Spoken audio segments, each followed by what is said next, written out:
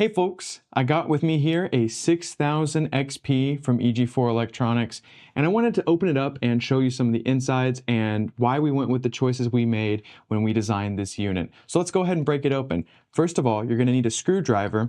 Unlike the 18K PV that has latches on the side, this one has screws that bolt in and keep the frame on top of the breakers. So let's go ahead and open that up.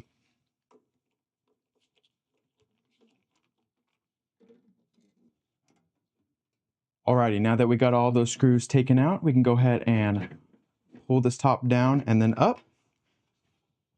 We'll see we have some breaker covers on the front that are actually labeled as to which breakers they correspond to.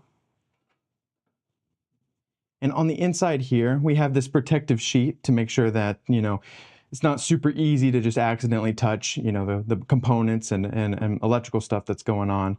That's mostly a safety thing. But then of course we have our breakers here, front and center. Battery breaker, 200 amp. We have our grid, load, and generator breakers, which are 50 amps a piece, as well as we have our two PV inputs. Now each of those are 4,000 watts a piece, so you're going to get 8,000 watts total of PV input into the system. Here on the terminal board, we have many connections that are essential to the off-gridder's use. Of course, the generator dry contacts, you want to make sure that your generator auto starts when you're low on battery. That gives you a seamless switch over and works wonders. Now, we also have RSD terminals on this board that allows you to remote deactivate your system if you have that setting enabled. And of course, we have a remote power supply if you have something like RSD for your panels, or maybe a Tigo CCA to keep that active and have optimizers on your system.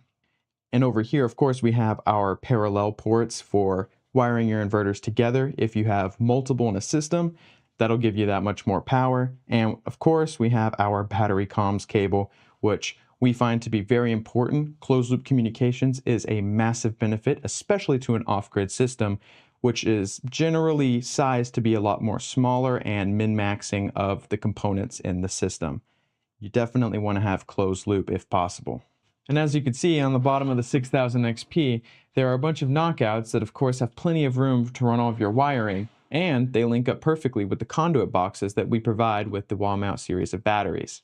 The 6000 XP has a 120/240 volt output, which is what Americans most commonly use in their system, along with 60 hertz, which is also what the inverter defaults to. Now it can run three-phase output if you have multiple inverters, and it can run two lines of a three-phase system, which is 120/208, with just a single inverter if it's configured properly.